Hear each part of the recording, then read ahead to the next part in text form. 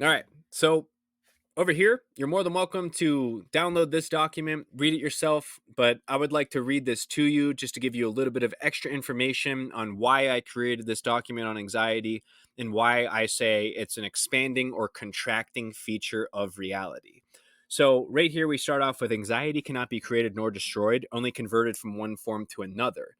So, where one action has the reaction to cause anxiety in one person, it would not cause anxiety in another person. I can tell you when I first started learning how to cold call, my heart would pound, I would sweat. It was a terrible experience. The first time I ever sat on a Zoom consultation where there were multiple people that made millions of dollars, I was sweating. I was definitely the poorest person in that room at that point in time in my life. So anxiety is real. But the more you understand anxiety, you can choose to use it to improve the quality of your life or decrease the quality of your life. Because if you think to do something and anxiety comes up, but you do it anyways, that's when your life starts to change. So just to give you the most basic example, think about like if you're a guy and you see an attractive girl and you want to go say something to her and you get inside of your own head, that's why we gave the untethered soul. But that anxiety pops up. You're thinking all of these things that are going to happen and you have no idea if they're going to happen. An action must happen for a reaction to happen. So go take that action because you're already experiencing it. Don't leave that action inside of your own mind and never go do that. The worst thing you're ever going to do is think a thought and not actually go act on that thought and convince yourself out of it. So by the end of this document, I hope you gain a perspective you have never heard of before. So the law of conservation of energy states that energy can be neither created nor destroyed, only converted from one form into another. This means that a system always has the same amount of energy unless it is added to from the outside. If the universe is always expanding, why would someone choose to contract? So, for instance, this document is added energy from the outside. I am speaking to you right now. A form of vibrational frequency is going into your ears, and you're using this to interpret what you know. So it's not what you hear, it's what you've heard because that's what you're hearing. You may have heard of energy not being able to be created nor destroyed, but you may not have heard of anxiety cannot be created nor destroyed and only converted from one form into another. It is always going to be there, but the way that you interact it with it is unique. So we're born into a frequency that shapes how we think about the world. Our experiences will stay the same until we decide to redefine the way that we feel about our experiences. All forms of the same thing are based on internal perception. Yes, pain hurts and it sucks to be afraid. This pain can be turned into power and this fear into fire. Being afraid is a superpower once you understand that being afraid doesn't mean you need to be scared. Expand into your dreams or contract into your nightmares. Remember, your worst nightmare is someone else's dream. Center the self at the center of self. Why, or you know why you feel what you feel. Now gain control over these feelings. We're going to do something with them. So, what I'm trying to explain to you here is if you're afraid to do something, so is everybody else. But if you let that fear control you, you never get a chance to change. If you let that anxiety control you, you never get a chance to change. You're literally going to stay in the same place. I went through the process of changing who I was and then recognizing that everybody didn't like me anymore because they just wanted to have fun and go out and do things that I no longer wanted to do. So, where I used to have anxiety to speak up about things that I wanted, I no longer had that anxiety. And I recognized when I was speaking up about the things that I wanted that I was just in the complete wrong place in reality. Every single person around me was not the person that I was supposed to be around. They just ended up there because I was living the life that I wasn't supposed to live. It's as if almost the reality that you think exists isn't even real, but you think it's real. That's why you believe it's real. So when you start looking at fear, when you start looking at anxiety, and you start looking at the fact that something that scares the hell out of you, somebody else is excited for it. Like I used to be scared to pick up the phone and call a stranger, and now it's exciting because it's just a number of people that you would call before you end up making more money. And then if we infer this mindset part with anxiety into eating, I don't really think that a person would have anxiety around eating. I could only say that you may have anxiety by eating the wrong foods and not wanting to eat those anymore. So that would promote a change inside of you. So this part of anxiety is more towards like doing what you love. Like if you're not going to wake up on a Monday and absolutely be so excited to do everything that you're about to do, you need to seriously evaluate what information in your life is missing and why you're unable to wake up and live your dreams. So, dreaming by itself is necessary. It's necessary for you to dream while you're awake so you can validate others that their dreams are also possible and will come true. But you're going to have to do 10 times the things you think you're going to have to do to get to where you want to be. So I really hope you take advantage of those mindset books that are up above, because without those books, you miss the stories. And without the stories, you can't remind yourself how somebody else made it through what you're going through. A lot of our experiences are considered unique until we realize that somebody else went through this and they made it to the other side. So now you're validated that you can too. So let's move on to the next paragraph. Every action has an equal and opposite reaction. We covered this already and put it into relation to anxiety. If you believe you have no control over your actions, you will be one of the few people. If you believe you have control over your actions, you will be one of the few people who can escape from the realm of anxiety. Not everyone has the chance to conquer their fears, but you will after you finish this entire website page. This anxiety you're feeling will become a different form of the same thing. Einstein's observer effect proves that the exact parallel to your reality is in fact equally true and possible. The observer effect is a phenomenon which the act of observation alters the behavior of the particle being observed. This is due to the wave-like nature of matter, which means that the particle can exist in multiple states simultaneously. There are thoughts that you have been taught they are the thoughts that you have been taught to think. Everything you know and believe about reality is created by your internal energy, and it must align with what you believe it is. So if you believe that if somebody is saying something about you, or you think that somebody's going to think something about you when you decide to go do something, they might not even be thinking about it at all. They might not even care. If you've watched my TikToks where I walk around the airport and I'm like, yeah, look, nobody cares. When I make my 50 brain cell challenge videos, I mean, 5 million people get those. Sometimes I get people that are like around me. They look at me and I don't know if they know me from somewhere or they're just staring at me. I don't care. I'm here to help the people that want help. But when I'm making those videos, like, I used to not be able to make those videos. It took me 2.5 years of, like, I used to go to the grocery store. I would stay in the grocery store for like 3.5 hours and I would just study every single thing on the shelves. And I wanted to speak up about these things. I would see other people talk about it. I'm like, that's wrong. That's not true. Why is he telling people to do that? But I had anxiety. I was afraid to speak out loud.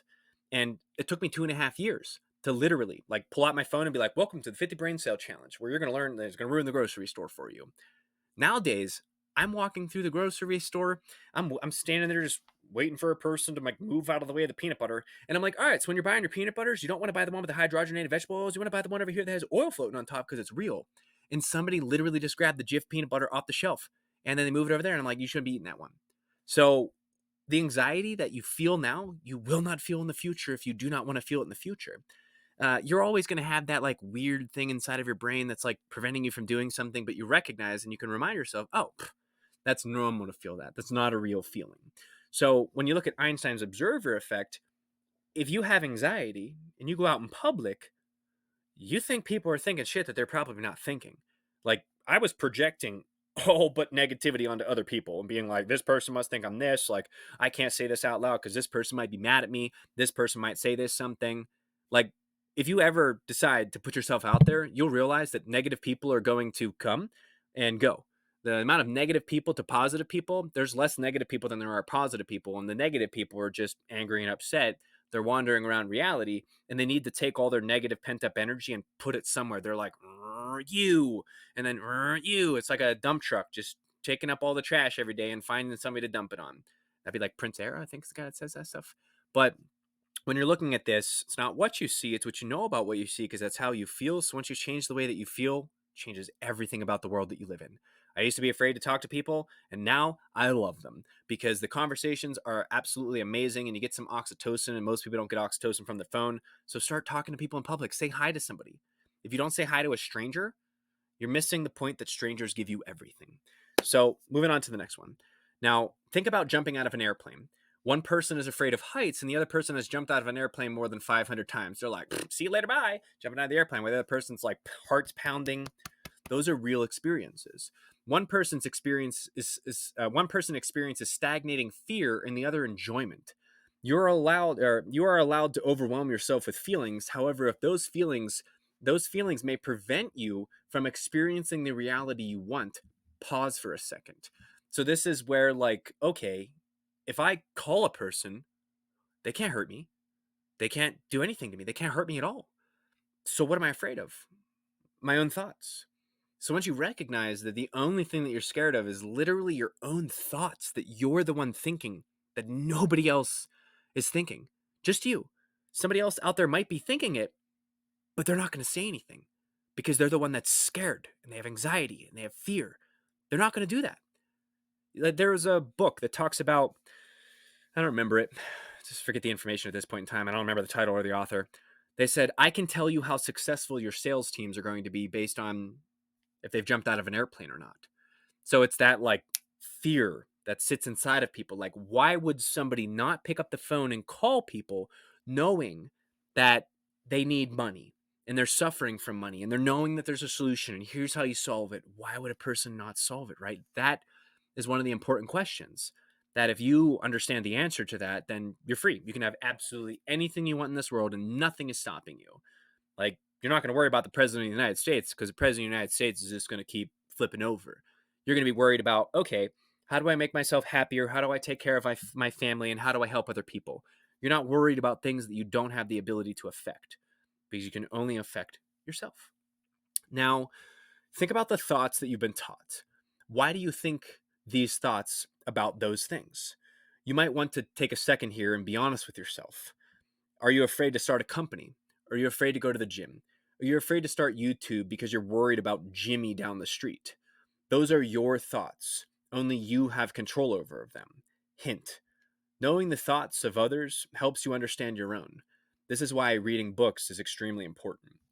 I'll tell you, when I started my first company, I was so afraid that, like, the people that I was like I didn't like this person anymore. They didn't like me. I thought when I was going to start my company that they were going to, like, call my clients and say, "Oh, he's a mean person and not nice." Those were real thoughts that I had. Like, that prevented me from doing certain things. But it was real, to me at least.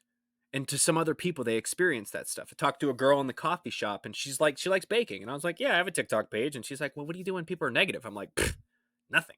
You let them do their own thing. If anything, you feel a little bit bad for them because, well, I used to be that person. So when you're looking at, like, other people and the negative energy that is bound to come your way, like, if you don't got haters, you're not doing enough. That's how it works. Like, if people don't dislike you, you're just not doing enough. Like, your friends and family, they ain't going to support you. And if they do, awesome. I started with nothing. So if I can do it, you can do it. But the fear, the anxiety, that's the stuff you have to get over. If you don't get past that with the expanding and contracting, realizing that you're going to feel it anyways, and you might as well just go ahead and do it. 5, 4, 3, 2, 1. What are you going to do? The One Thing by Gary Keller, time block some time, 10x that time, and make sure that it aligns with The Infinite Game by Simon Sinek, because you can do absolutely anything. It's not hard. It's hard at first, but then it becomes flow, which is another book you can read. So, as above, so below. Who knows what's true until you know it's true? Now we're going to jump into a little bit of motion here, because they say that you should have forward motion in reality. If you go to the gym, that's better than just never going to the gym. Even if you work out for 20 minutes, you're still doing better than you did yesterday. You are only against yourself in this world. So when I say nobody's coming to save you, it's because nobody was coming to save me. I had to save myself. There were plenty of people that tried to save me, but I was a child of an emotionally immature parent. Therefore, good luck trying to help me with anything. I'd rather suffer than solve my problems. And there's a lot of people out there that would rather suffer than solve their problems, and you may be one of them. I was one of them. I didn't know that the reason that I was suffering with money is because I just didn't want to listen to other people or do what it took to actually solve my financial problems. So, an object at rest remains at rest, and an object in motion remains in motion at a constant speed in a straight line unless acted upon by an unbalanced force. Once again, this document is the unbalanced force. The straight line is everything that you did yesterday. So the object in scenario is the self. Motion is a representation of the routine encounters we've grown accustomed to. The straight lines are the thoughts that we've been taught to think in order to get through what we call a day. Anything that generates vibrational energy that we can perceive has the possibility to change our condition of rest is the unbalanced force. Our perception of motion generates which force is applied. The forces can only be positive, negative, or neutral. What was previously thought to be happening is what is actually happening because your thought energy is what balances reality. You remain in a resting motion at a constant level of awareness unless a positive or negative force interacts with you. So, neutral things in the world, they don't interact with you.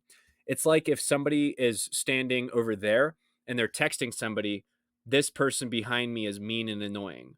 You have no idea that that's happening, so it's in the neutral world. I was on an airplane talking to a guy that was like I was a diver, and he was like cleaning tanks for cities and stuff. And he's like, man, they're so terrible. The water in those tanks that's coming out of there, all the stuff that's in them. And I was like, that's awesome.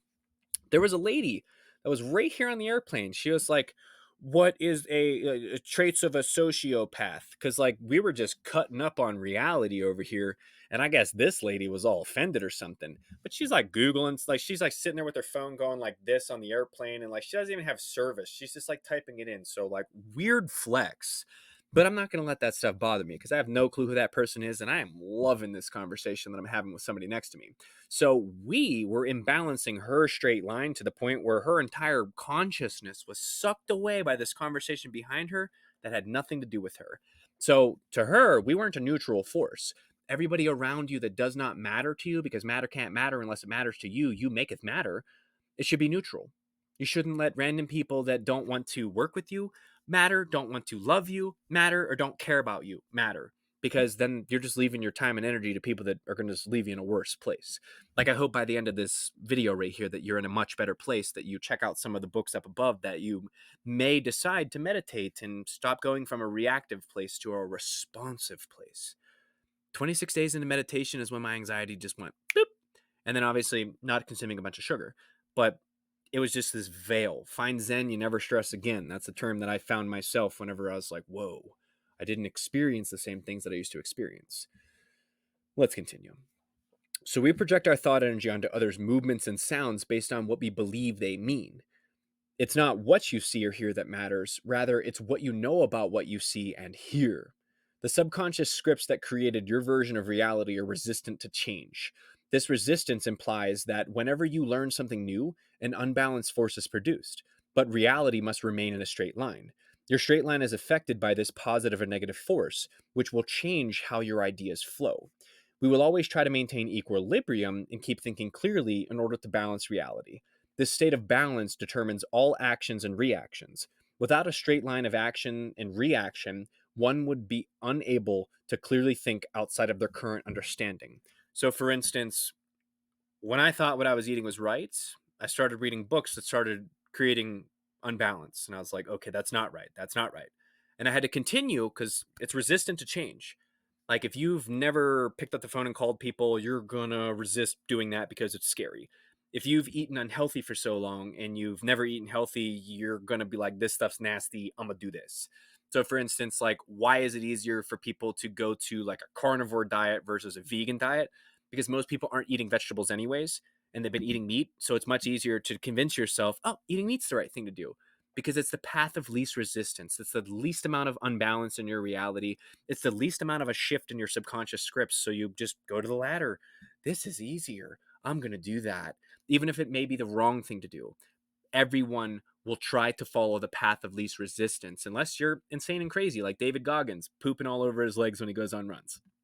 We're not going to poop on ourselves on a run. I don't think that's the right thing to do. That's great that he did that.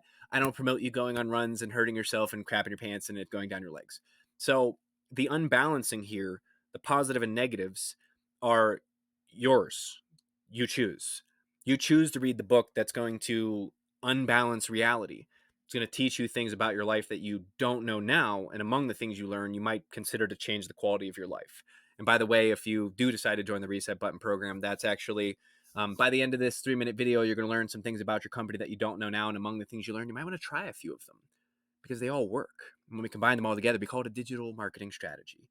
So like same thing with this, like it'd be a script. Like if you decide to read those books, you might learn some things that you don't know now. And among the things you learn, you might want to change the quality of your entire life. You might completely decide that everything you've been doing is wrong. And then you absolutely surrender your reality to somebody else's and you realize, well, this is a better version of reality because I wasn't taught anything. So all of this anxiety, all of these things that I'm telling you on balancing your reality, it was easy for me. I didn't have anything that worked, so I had nothing to lose. If you're a single person that has nothing to lose, then you got everything to gain. But if you already have a family, you already have some other things in place in your life, it's much harder to do these things because you don't have the appropriate time to change. But if a person that's married with 2 kids can be successful, so can you. There's no excuses. Now, anxiety is frequently caused by an unbalanced force. This anxiety manifests itself as an expansion and contraction in the form of an experience. The expansion of oneself into unknown territory will always cause anxiety at some point. This anxiety can be an expansion in which the feelings you experience are unbalancing your reality in order to improve your reality. How does one know what balance truly is until they have it? Do you remember learning to balance your feet as a child? No, unless you have some serious baby memory lapse problems. Our emotions are subject to change based on the condition of rest which is disturbed. If one has become accustomed to using anxiety to improve their life, the other could have equally been using it to decrease the quality of their life. Anxiety is a different form of the same thing. So once you recognize right here that it's literally the same thing, feeling anxiety that makes me afraid to pick up the phone is the same as picking up that phone and dialing into it.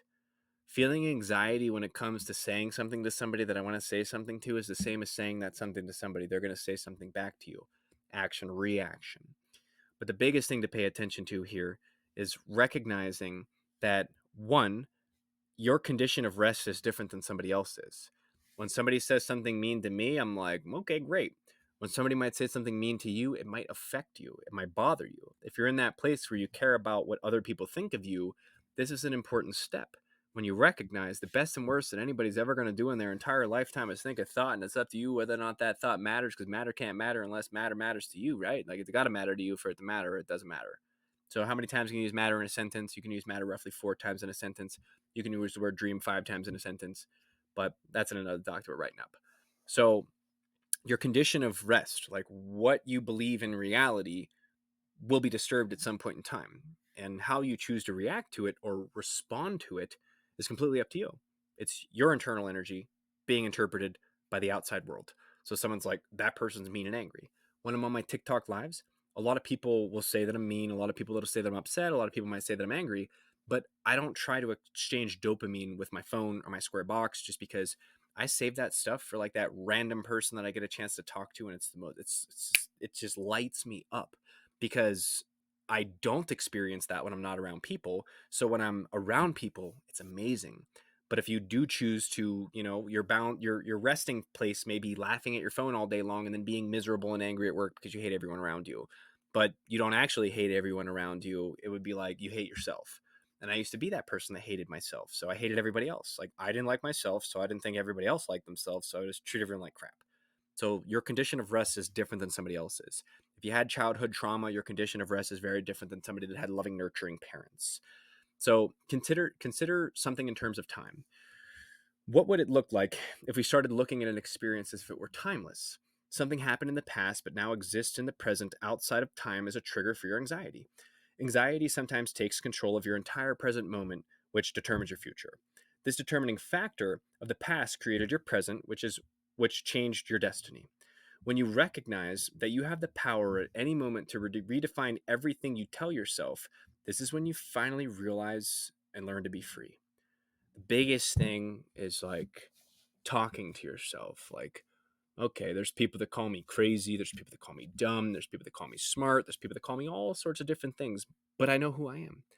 I know what I want to do in this life. I'm very certain on it. I'm 32, so I figured that out. And I think I figured it out at least. And I know it's going to change in different ways, shapes, and forms in time. But I'm very clear on the things that I want to continue to educate myself with until I, you know, take nap 9,000 or something. I have no idea what happens next. There's a lot of people that talk about it. Look into Dolores Cannon if you're trying to figure out what happens next. I have no clue. But an interesting story is somebody like passed away, and the person that passed away lived somewhere else. And they were telling stories about how they lived in another place. And like FBI got involved, all this other crazy stuff. They even said, I buried a cat here, and there's a cat bones. So reincarnation, who knows? I don't know. But another really good one would be Eben Alexander, or Eben Alexander, however they like to pronounce it.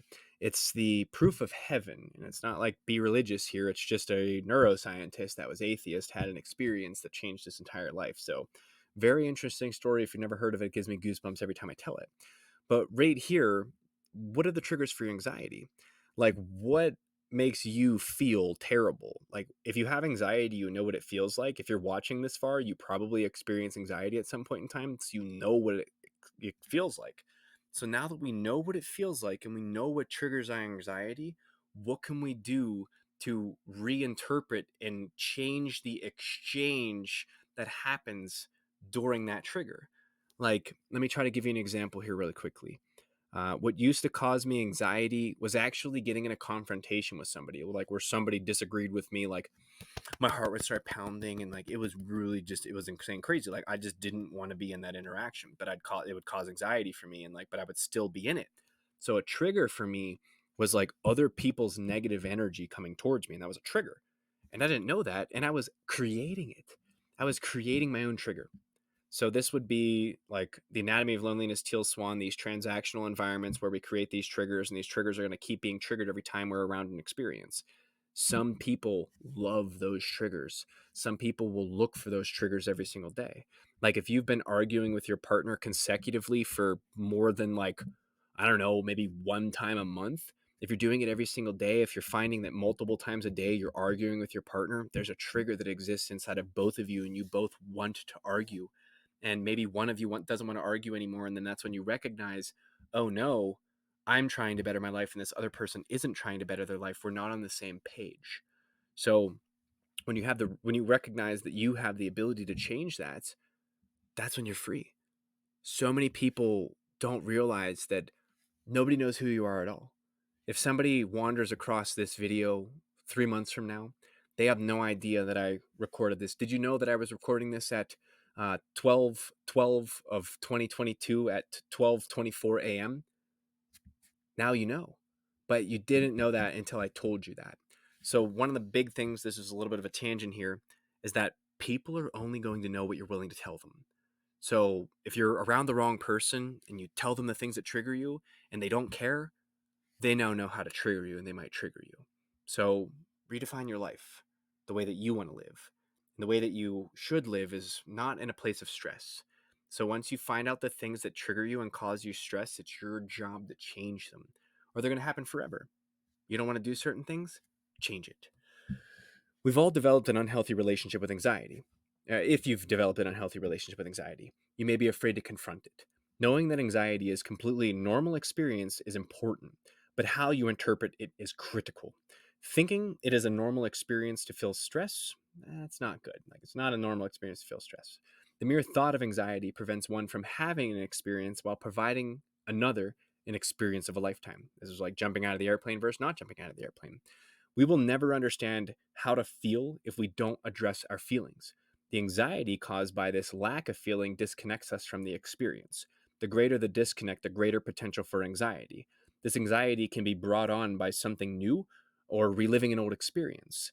The past gives rise to the present, which is currently constructing the future. Nobody else's anxiety is yours. Only you know what you're feeling and why. This is another reason that perspective is important. So in this place, like, the best example I could give you here is, if you're scared of doing something, or doing something gives you anxiety, you will eventually completely disconnect that as a possibility in your life. You're like, I could never do that. Like, you've heard that before. Someone says, oh, I could never do that. Or, yeah, right. Like, that's the phrase. I could never do that. You've disconnected yourself so far away from a possible possibility that you don't think that you can do it when you can in fact do it. You're capable of anything. You just have the correct information to be able to do that, something that you want to do. The right words take you to the right place, and the wrong words take you to the wrong place. If you got the right words, well, time plus space equal energy. You're going to go to the right place. You got the wrong place, time plus space equal energy. Good luck. I've been to the wrong place. It's not good. Anxiety, bad. So, being a child of emotionally immature parent, which is one of the books up above, you'll be able to read, I would not address my feelings. I would avoid them. If somebody was trying to love me when I didn't love myself, I'd push them away. And that gave me anxiety, like somebody else's emotions that I had to be responsible for when I wasn't even responsible for my own emotions. Not in a million years would I ever been able to do that. But once you realize that you learn to heal, you learn to understand yourself, you learn to love yourself, then and only then can someone else love you. So think about the things that you've been distancing yourself from. Like, I've been hurt more times than I can count. Does that stop me from wanting to fall in love and having this idea that it's going to be amazing like it was the first time around when I really didn't know anything? Like your first love, it's great, but you really don't know how to like keep it alive sometimes. And, it's a good experience.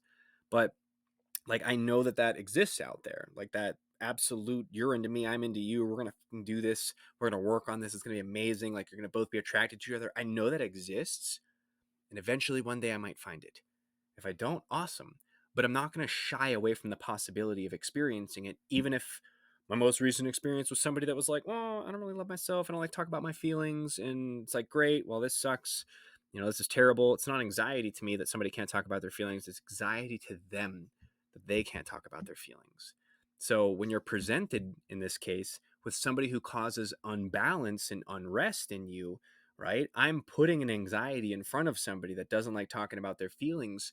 So what do? They choose to expand into it or contract away from it. That experience, she decided to contract away from her feelings. And the anxiety, just instead of expanding into it and understanding that it's okay, it's normal, you don't got to be perfect. Nobody's perfect. Everybody is imperfect because I'm perfect, which means you're perfect in your own imperfect ways. Like something that somebody doesn't like about somebody likes that something about somebody else. Like somebody that's like, I don't like brown eyes. I'm like, well, first person I fell in love with had brown eyes. I love brown eyes. Somebody's like, I like girls with short hair. I like people with curly hair. Why? Because I remember prom, girl getting out of a car, curly hair. That was my girlfriend. It was the coolest stuff ever. So when you're looking at these anxieties that you're experiencing when you're going into the world, there's a high likelihood that somebody has also experienced the same things as you. And this will be in the reverse engineering document down below. Like if you're creating a unique idea, then it's going to be a lot harder because you don't have a blueprint to go off of. You're going to have to think some thoughts that nobody else has ever dared to think before. But if you're creating something that already exists, a concept that somebody else has done before, then it's not that hard because you're not really doing anything that somebody has never done before. It's a copy paste. It's like, hey, I'm telling you right now that you're going to experience these feelings and you need to get over them because they're not real. And to tell a person that what they're feeling isn't real, it takes a person that's not so clouded in their own emotions to be able to actually believe in something like that. When I say, oh yeah, anxiety, get over it. Oh, you're worried about that person that did that thing over there, not a big deal. And then they're like, how is this not a big deal? And it's because when somebody, a mentor, somebody else, a book you read, says, yeah, we've gone through that and here's how we fix that problem. That is the answer right there. Conceding the reality that you have believed yourself to exist in and learning that it's not true. You concede to someone else's reality because it actually works. I can tell you almost every single thing that I now know and I apply to my day is nothing of my old life. The only thing I think I kept was like my sense of humor, like the banter of life. Like you got to have fun with this stuff. It's going to die. Like when that happens, I don't know. A tornado could whirl up out of nowhere and suck you up in the sky and fart you out 500 miles away and, done. No one knows those things. So let's say you got a text from someone that you love and they didn't want to be with you anymore. Could this cause anxiety for that person? Yes. Could this cause pain? Yes. This might break your heart and kill you because heartbreak can technically kill a person. When you are stuck in a moment in time, we block the flow of feelings to allow ourselves to fully understand how we feel. This is the moment when we feel anxiety. We may also feel pain. This blockage creates a stoppage in energy which is meant to flow. Have you ever considered how long you expect this blockage to last before it disappears? It doesn't matter why you're feeling this way. All that matters is that you're aware of it. Once you realize you are the one who feels, you can learn to understand those feelings. They are yours, and you will have them for the rest of your life. So, what I'm explaining here is this is a book called Flow. There'll be another document down below that breaks into this a little bit more. But what I'm trying to explain here is that when you're feeling something, do you push it away? Do you just label it and immediately push it away, label it as bad, and then you stop? Or do you go into what you're feeling? You're like, okay, this is what I'm feeling. It can't hurt me. I know it's not real. Like, how far do you go into your own thoughts that you're experiencing to understand, are they yours or are they someone else's? Because most times you'll realize that, oh no, there's someone else's thoughts that I've been taught to think, and these aren't even my own. I was taught to be financially terrible. I guess you could say I was poor as poor can be. Lived in my car at one point in time. Would choose to not pay bills and go buy garbage and smoke drugs, overpaying bills. Do you think I was taught the right thoughts? No. I was severely misled in reality. I had the wrong words and went to the wrong place. And I had to literally listen to so many books to be able to finally be like, okay, in 15 different books it said I should do this. Maybe I'll give it a try. 15 books before my stubborn ass would listen to some information. And then when I tried it, whoa. I was like, whoa, this is amazing. And then, you know what? I started trying a little bit more and I said, whoa.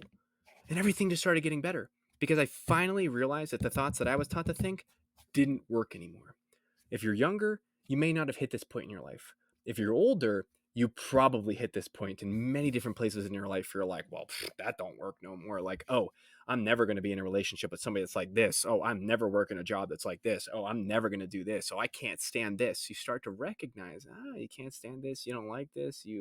Yeah, there you go. Now you're understanding what it means to be you, the individual, in a reality of collectiveness. It's you experiencing all of this. Nobody has any idea what's going on inside of your mind right now. Only you do. And what you choose to share with us is how we're going to be able to interpret you as a person. So, when I'm summarizing here, we will speak of flowing energy and more physics in the following PDFs. Please consider reading this book before moving on to the next module on the mindset page, assuming you would like your straight line to become further unbalanced. And this is going to be Living in the Illusion and the Fear of Truth by Osho. This book is going to explain to a lot of people that we have created this illusion that we live in and we fear truth. Like recognizing that, what's a good example here? Recognizing that you're capable of being loved by somebody that is totally infatuated and head over heels for you when you've been treated like shit. You might not be able to realize that that's true. Like, I'll tell you for a fact that I'm a guy and I look for somebody that has been treated poorly because at least that person now knows what they don't want. And if somebody's been treated poorly, they have the compare and contrast. There's depth in reality to understand, okay, here's the negative, here's the positive. So somebody that would like never hold your hand starts holding your hand, you realize that you were taught to live in some illusion and you feared the truth of being treated properly. So you decided to not be treated properly. This book's going to teach you about masks that you put on your face. Some people put a mask on when they go to work. Some people take their mask off, go home, go to their partner, put a mask on, go out with their friends, put another mask on, go to work, put another mask on. I technically wear a mask when I'm on my TikTok sometimes, but that's just because I want to be able to weed through the people that are just wandering around. And then I want to be able to actually help the people that have questions so I can give them answers. So hopefully they go get their answers. And then they send me a message on Instagram and they're like, dang, man, I read that book. Thank you so much. It really helped out a lot. That's the full circle. So, Living in the Illusion of Fear of Truth by Osho, here's the biggest takeaway from this document. What you have to realize is that no matter where you go, you're always going to be with yourself. So when people say, I hate it here, I just want to go live there, do you think moving is going to change what's up here? Because you're bringing yourself with you. So if you want to shift your reality, if you want to live in a parallel universe, recognize that you're the one creating the universe that you believe exists.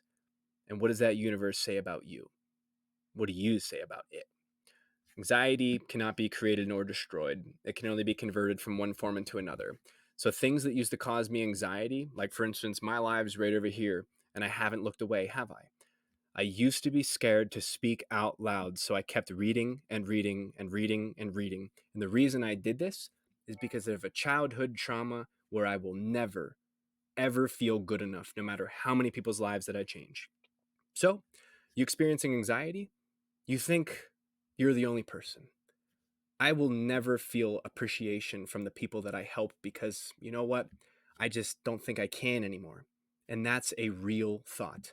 When someone sent me a message and they said, "Yeah, I'm making $8,500 a month from your program," I said, "Awesome, cool, man." Like I felt excitement from it. That was great. But what's next? Who's the next person that I get to help? Because I'm only here for a limited amount of time. And so are you. And I think Billie Eilish sells it. She's like, everybody's gonna die and no one's gonna remember you, so F it. Yeah, seriously.